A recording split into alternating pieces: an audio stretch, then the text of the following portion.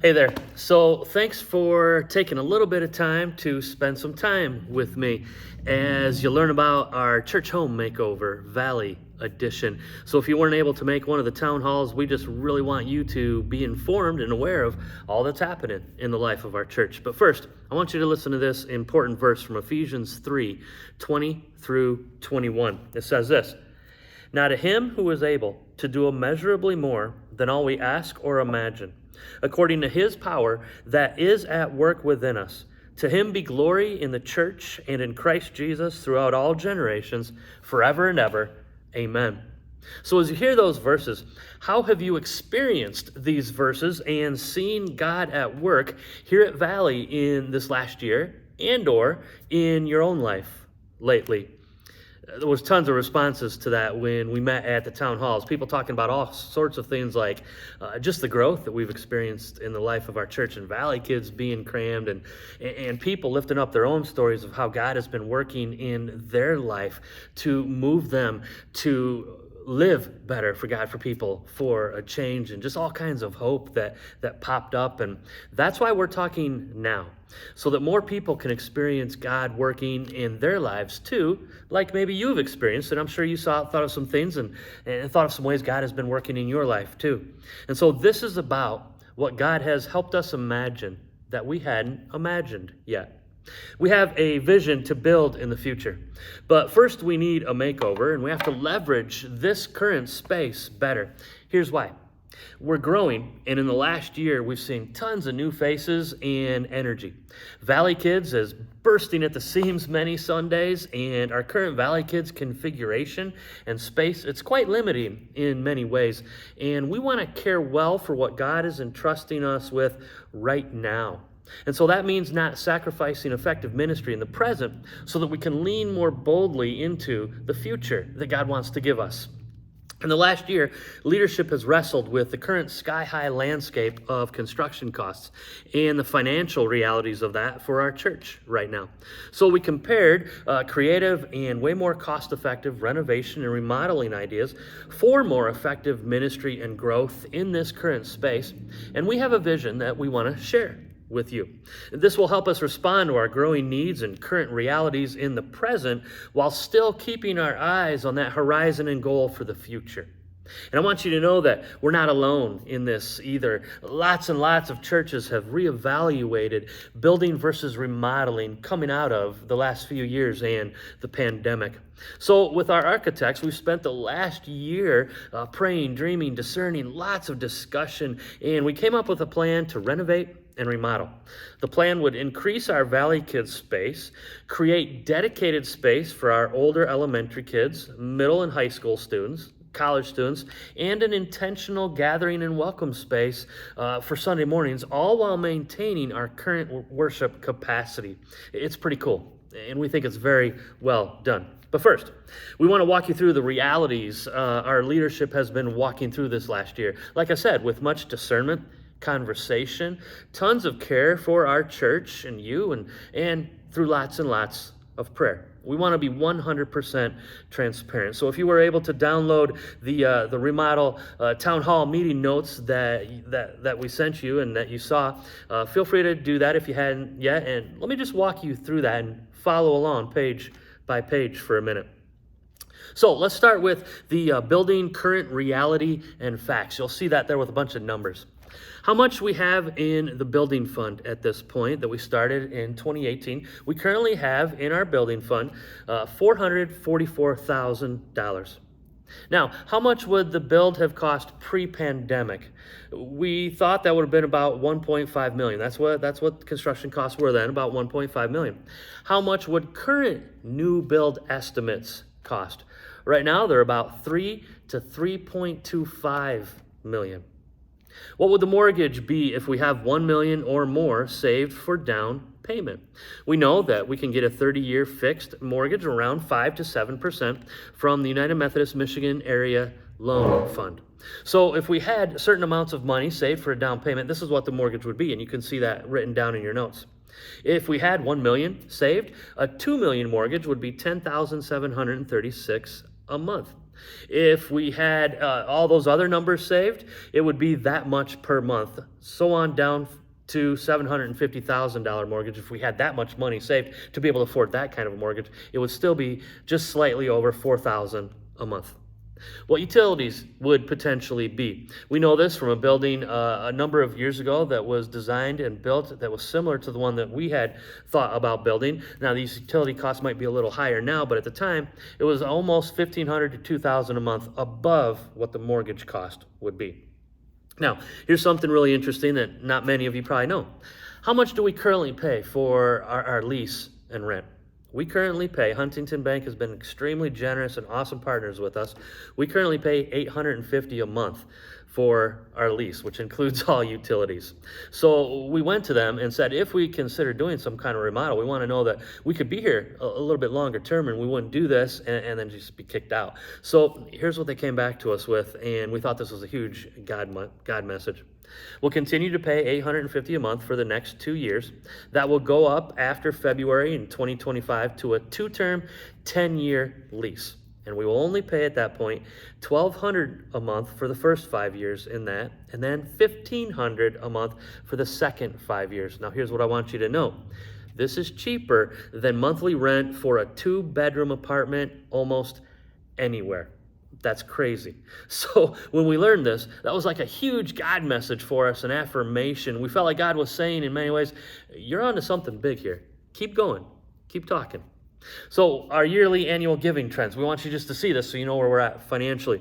Now, note, we have saved and transferred $20,000 each year from our one fund, our general budget, into the building fund every year since 2020. So if we save money, if we come under budget and we're able to save some extra money, just like you do in your own life and home, you save some money off to the side for future hopes. We've been doing that every year since 2020, $20,000 each year.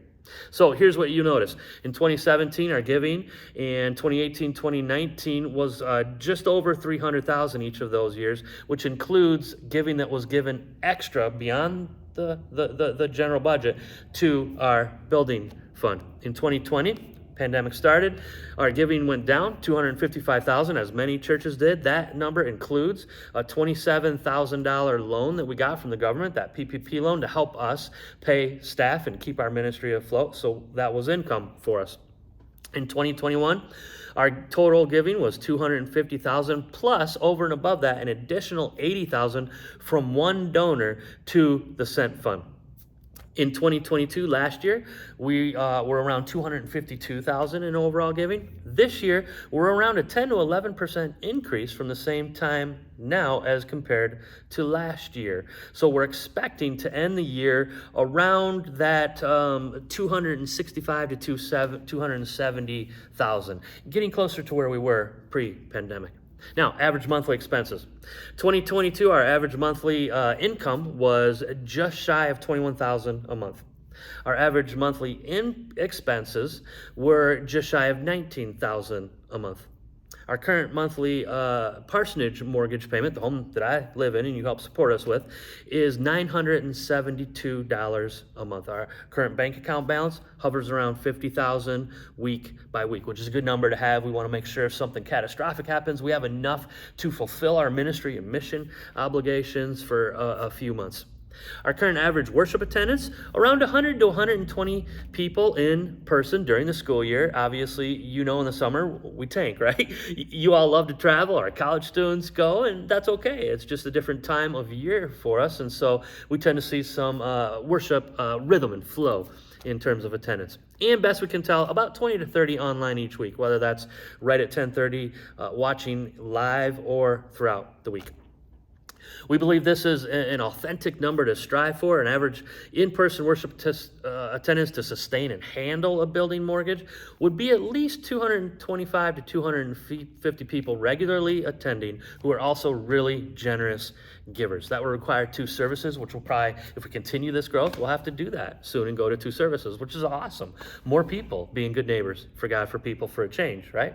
And then we found this out last year. The land that we have on 52nd Avenue that we bought a number of years ago and did all the ecological land studies in with, it never discovered or revealed this, but it has been classified wetlands, and to build that may require a penalty fee of at least $50,000 to $100,000 per acre. We own 6 acres on 52nd Avenue. Now, we're not sure about this. This is like a big wild card. It's a 50-50 shot and a chance at this point. We don't know if that's a reality or not, but we know it's a reality that we may have to face. So, given all that, you can see why remodeling looks really good and responsible right now. It's good stewardship, too, so that we don't sacrifice our strong mission-mindedness, our intentionality and generosity that is core to our values and who we are. This is also a great next step, we believe, to propel and sustain the momentum that God has given us. And so now, we want you to see what it will look like and see the remodel plan. So find that, get that, download that so that you can look at that and take a look. Let me walk you through it and tell you the big value, the why of this remodel, because it's all about increased space and functionality and better welcoming for people. Notice, the plan would increase our Valley Kids space in both the toddler and the infant areas. It would also create dedicated space for our older elementary kids, which we've never had, for our middle and high school students, which we've never had, for our college students, which we've never had, and intentional, more welcoming gathering space for Sunday mornings, again, which we've never had, all while maintaining our current worship capacity. Now, here's what I want you to know beyond that big why and the value in this. We really believe in this. We're really excited about it and the possibilities for more growth and life change that it's going to open up in our church and people's lives. It's not just an extreme makeover for our church, you could say, but will help God do an extreme makeover in more people's lives too. Because we'll be more welcoming, we'll be more intentional and leveraging our space with excellence like we've not done in the past. So we're super excited about this and believe in this. Our leadership is super stoked about it. So after walking through all that, you probably have some questions, right? Here's some thoughts. Here's some FAQs, you could say, for you. And we know this might not answer everything, but I'd love to hear from you if it doesn't. But here's some thoughts. Here's some FAQs. What's the project bidding cost? What's it going to cost, right? Again, we bid this out to a bunch of different contractors. We were surprised it came in lower than we thought it was going to. The cost is $195,000. Far cry from $3 million, right? $195,000, which does not include any contingencies. We don't foresee many, and audio-video upgrades, which we desperately need. Our speakers were inherited and given to us from another church 12 years ago. Our projectors are 12 years old, and both are on their last legs, and we would probably need to do that regardless of this remodel project soon anyways. What will that cost? The audio-video upgrades. We estimate somewhere between $35,000 to $45,000 for a total remodel cost of somewhere in the neighborhood of $240,000 to $250,000. Now, none of this is pie in the sky, shooting for the stars kind of stuff. It's all pretty middle of the road economic upgrades and stuff like that. But we know we need some of these upgrades. What contractor will we be using? We entertained 6 bidders, and Visser Brothers impressed us the most. They were super engaged with us and excited. We also have a relationship with them from the building talks pre-COVID, which we think will be of great value for us in the future. How will we pay for the renovations? Again, you can follow along with me in the notes that you hopefully downloaded. We would use the current building funds and repay that to ourselves over time with any end-of-year savings from total giving and your generosity, like we've done each of the last few years. We'll continue to do that. We believe this is a great investment of those funds right now, which will show and gain great dividends for next steps in the future. Investing in intentional growth now will help grow the future potential even more. We also believe that this is really good stewardship and honors people's giving by using it for these improvements. This helps us be responsible with your generosity. How long will the renovation and remodel take? They're projecting somewhere between 6 to 8 weeks. This is also why there was some urgency. Visser Brothers said that they could start July 24th, and we're like, wow, whoa, and finish up sometime around mid to the end of September before our church year kind of kicks off and gets into full swing and people start coming back from summer. We don't want to hinder that at all. That's typically a large growth pattern, rhythm and time for us. So to know that this could be done before that was really intriguing and exciting for us. Where will we worship during this time? We've talked with and found some space at the barn here in Allendale on 56th Avenue from July 16th will be our first Sunday there until the project is complete sometime in September. It's a really cool and fun space. It's a barn, right? And it's really intimate and it's really cool. It'll seat all of us. They're giving us a great deal. They're being awesome with us, and they're going to let us keep our stuff there most of the time, which was huge. We don't have to be portable church, which we're not used to. It's BYOB, bring your own barn animal. So if you want to do that, feel free. But it's a really fun and cool space. We think we're going to have a lot of fun with it over those 6 to 8 weeks this summer. You'll be hearing more about that and where it's at, but it's right here in Allendale. What's the plan and timeline to raise funds for a building in the future? Well, let's be honest. That's all up to God, right? His timing and our faithfulness to growing and inviting people to be a part of Community and Valley. That's up to us, y'all. We don't need a building for 100 to 120 people right now. That's not responsible. That's not realistic stewardship. But if we keep growing, you keep inviting and caring for your neighbors and our neighbors with the love and grace that we're known for, that will all work itself out. We're also considering Big Give Sundays every couple years over the next number of years to build the capital that it would take to break ground, to have that down payment. We'll also continue, like I've said, to transfer end-of-year savings and surpluses into the building fund as we've done each year and will continue to do. I'm also, just to be super transparent with you, I'm about 10 to 11 years away from retirement. And so if I could wave like a spiritual magic wand, we'd build in about 8 years or so and have a year or two in the new home together and then pass on the ministry to someone else who can continue to grow it and take it to the next level. That'd be my dream. If that doesn't happen and I'm not the guy to take you to the promised land, that's okay. Maybe we bring someone else in who can at that time. But that's a long time to be in ministry together, and God can do some amazing things. Help us imagine a ton of stuff between now and then, and I believe God's going to. What's the word on the street, and how did people who showed up to the town halls feel and respond? I want you to know how that went. 49 people showed up, and everyone was super supportive, and the energy and vibe was really positive, to be honest with you. There were some great questions, some good feedback. I called every person who showed up afterwards just to listen and say, hey, thanks for coming. We want to value what you have to say and your thoughts and your feelings and your feedback on all this.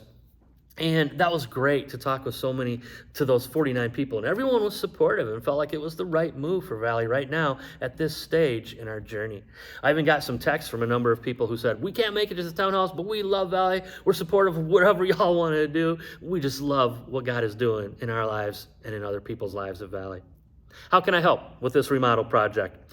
Well, we're going to demolish and haul away the stage ourselves. You'll be hearing more about that, and Jim Schichtel and Ellen Sheffs, who, by the way, they've been amazing and super helpful in this whole journey, so knowledgeable and so wise with all this. They've been a huge help to our leadership and taking on a lot of this project. If you know Jim and Ellen, give them a high five when you see them. If you don't, let me know. I'll point them out to you so that you can thank them.